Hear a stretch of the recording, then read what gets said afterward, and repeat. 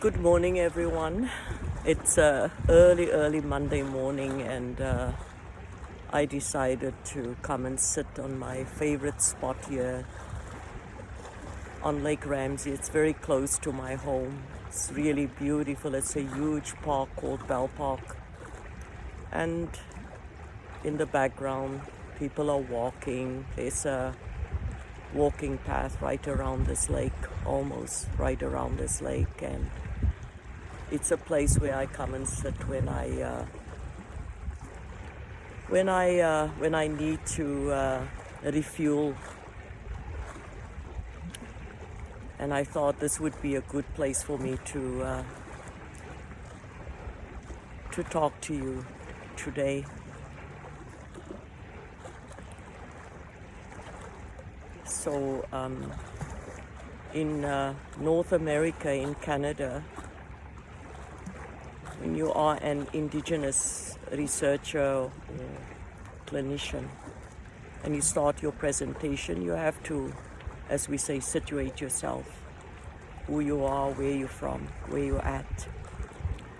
So my given name is Teresa Nasiba, and I work mainly with the Indigenous peoples here in Canada. So 2 years ago, the elders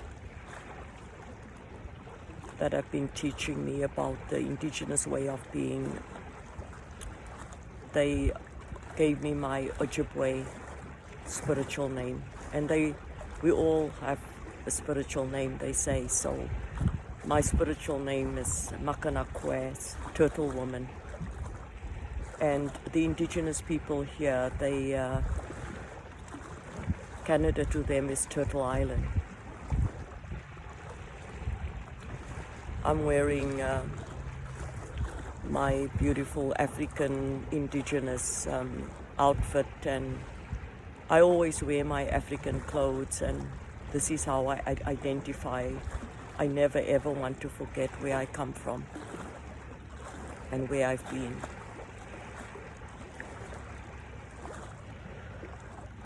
I just want to thank Lionel and Goodman and everyone else for making this happen. And I feel honored today for being able to be a part of this conference, looking at what we can do as we move forward during COVID-19 and this pandemic. So I also included a set of PowerPoint slides, and the last slide, my website is on there, training website, and also my YouTube address. So it's all available to you. There's no password for my website. All my published papers and what I'm going to talk about and authors I'm going to quote today is it's all there. So use whatever you can use. My gift. Yeah, so my mom was Indigenous South African. My dad and his ancestors, they came from Indonesia. And I left South Africa in 1992. And it was a difficult time for all of us, but my soul was tired, my soul was exhausted. I was a single mom and 2 daughters and a son, and we left for Canada. We landed in Toronto, and I was a registered nurse, registered midwife, and psychiatric nurse at Groote Hospital. So I started working at Mount Sinai, and that's where I met Dr. David Marsh. We've been together almost 26 years now, my soulmate. We're doing more or less the same work, just trying to make a difference in this world. But I must say, when I came to Canada to heal, I I can't imagine, I could not have imagined the amount of stuff that I've stuffed away. That's how we dealt with it. We never talked about it. The atrocities, the colonization, the apartheid, the rapes, the sexual abuse. I was abused at age 8 and all the rest that goes with it. My soul was exhausted, and I just thought I could maybe as a single mom do something different for my children. I miss my mother country. And when I connected with the indigenous peoples here, I realized they had a similar history. Horrific what happened to the first peoples here. Horrible. And as I started working with the indigenous people on the reservations, helping them with their intergenerational trauma and addiction, I thought, wow, this is what happened to us as well. I understood, and I connected with them, and they connected with me. I love the First Nations people here. They, my family. But coming to Canada was the first time that I met the term intergenerational trauma. And Dr. Daniele was the first researcher who looked at intergenerational trauma in her research with the Holocaust survivors. And the grandchildren of the Holocaust survivors and those of their grandparents that were in the concentration camps and endured horrific trauma and deaths and torture. These kids exhibited the same symptoms, but they were not in the concentration camps. From there on, Lakota social worker, indigenous social worker, Dr. Maria Yellow Braveheart, she looked at her people and how they were using substances and hurting each other and hurting themselves. And she started her research, and then she termed it historical trauma or intergenerational trauma. And then other beautiful indigenous researchers and all of these authors, and they are in my reference list in my research work. Dr. Wesley Eskimo, Dr. Teresa Campbell, Dr. Eduardo Duran. And Dr. Eduardo Duran, he talks about what has happened to the people, or intergenerational trauma is also a soul wound. It's a soul that also gets injured. And so working with the indigenous people and understanding intergenerational trauma better, I could see that, yes, that is what was happening.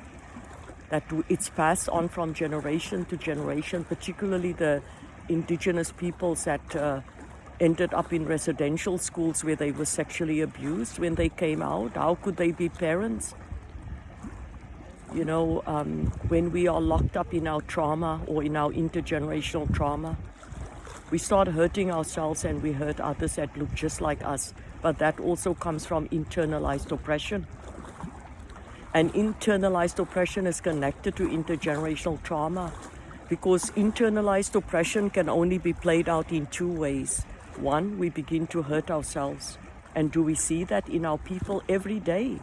With the substance use, with the addiction, with the hurting each other, with the violence, with the rape. Every day we see that. Racial profiling. We hurt ourselves and we begin to hurt others that look like us.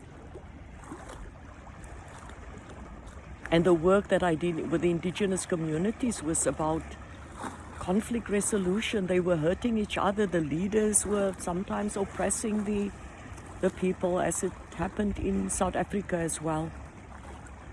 But, I believe that we are born to heal. We are born to heal.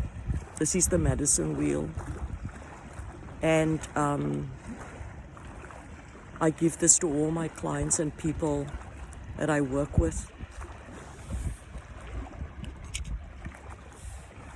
Doesn't matter how deep the trauma. I've healed when I came to Canada. My traumas, my abuse.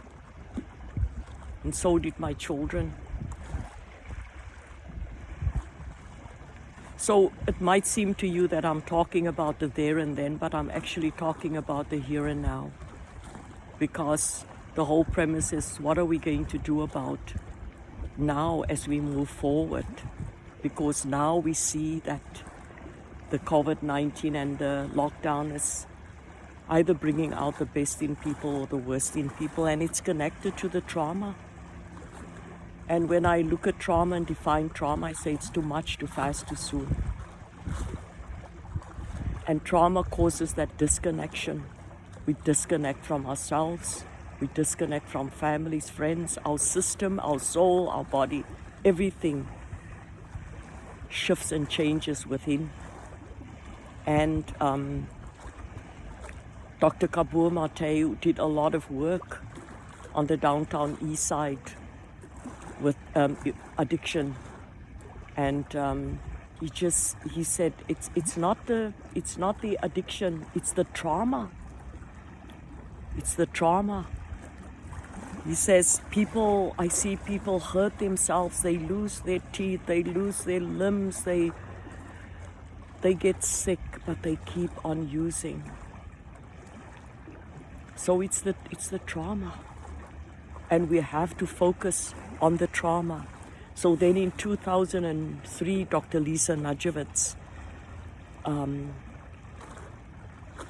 launched the first treatment manual called Seeking Safety, Treating Trauma and Addiction Integratively. So for my PhD research, I took the work of Dr. Lisa Najewitz, very well researched, got over 40 empirical studies. I took her work and I incorporated indigenous traditional healing practices to that model and created a hybrid approach, or I would say the concept of Tuaitsi. And I offered it to 12 Aboriginal men, 12 Aboriginal women. I used a mixed methods approach, qualitative and quantitative inquiry. And I measured it using trauma symptom checklist 40, the ASI Addiction Severity Index, but I also used a historical loss and historical grief scale, asking people, how do you feel about loss of losing your land, losing your culture, losing your language, being oppressed? And the outcome was phenomenal. Dr. Lisa Najewitz's Seeking Safety model offered 25 sessions, and Lisa never left a stone unturned. She looked at everything that's ever possible in the person experiencing both trauma and addiction. So we teach them about their trauma and their addiction, and for every session they get a handout and they get tools that they can take with them and utilize to help them heal from their trauma. And the participants in the study, they were astounded. They were like, oh my gosh, I never knew this.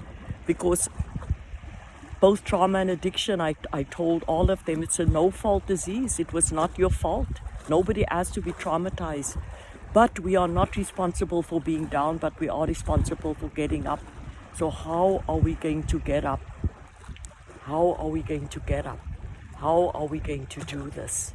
And you can do it, because nobody can help you heal from the trauma and come home to your embodiment.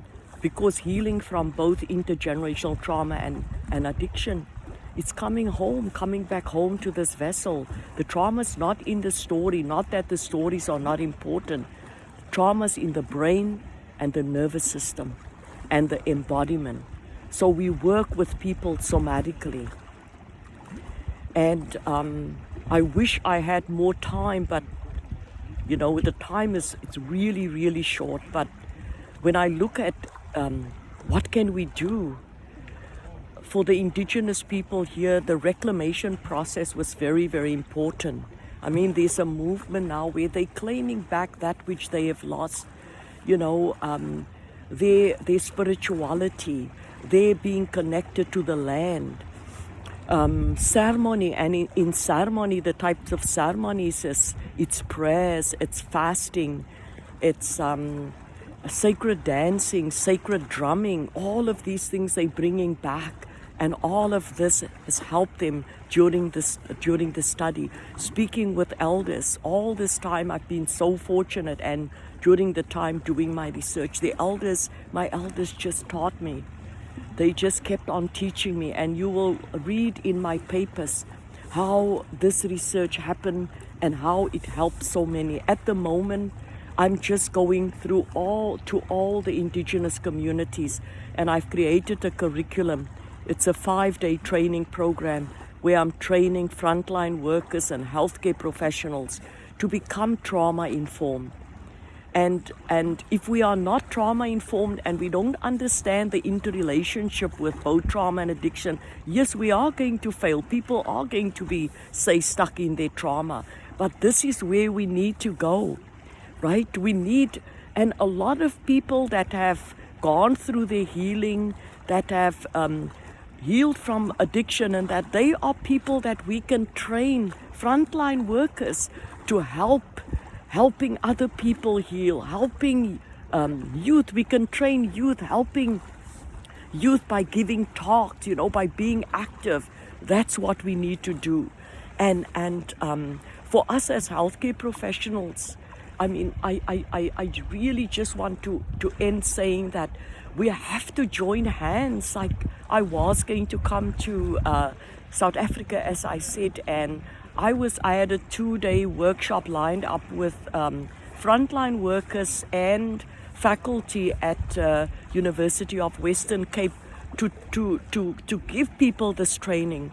And I want to come to South Africa and give people this training. And I hope that we can collaborate. I hope that we can build partnerships through NASM, that we can make this happen. I will come gladly anytime to talk more about this and to do the training and to train the trainer, because this really, really, really works. But safety and self-care for everyone, safety and self-care for us, it's very, very important.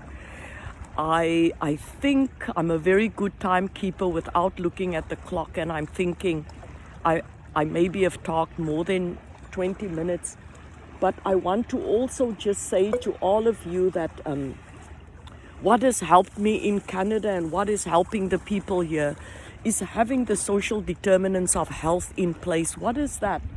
It's acknowledgement of people, and where they at, and acknowledging people and at all different levels, disabilities, to do more for in that capacity, early life, to do more in childcare and maternal care, education, employment and working conditions, food and security is very important, and of course health services, and gender identity. And I guess I could add also that whole notion of zero tolerance to violence. I want to end by a quote from my Madiba, and I hope that for our children and children's children, that we don't have to say this at a later time. But he said, the millions of graves strewn across Europe, which are the result of the tyranny of Nazism and the decimation of the native peoples of North America, the Americas and Australia, and the destructive trail of apartheid regime against humanity. All these are like a haunting question that floats in the wind. And the question is, why did we allow this to happen? And I can just say to let our children not ask us this. And this COVID virus, yes, it has brought out a lot of stress, but there's a lot of positive things that we can do right now, like this virtual conference. I mean, we can do many of this. We can. So thank you, everyone. I'm looking forward to the discussions and the questions. And as I say again, all this information is on my website, traumahealingguru.com. And also, I do 5-6 minute talks every day during this pandemic, and just talking to people. It's helping my clients and just giving positive words there. Thank you so much, and looking forward to meeting all of you in person. Chimikwich, meaning in Ojibwe. Thank you.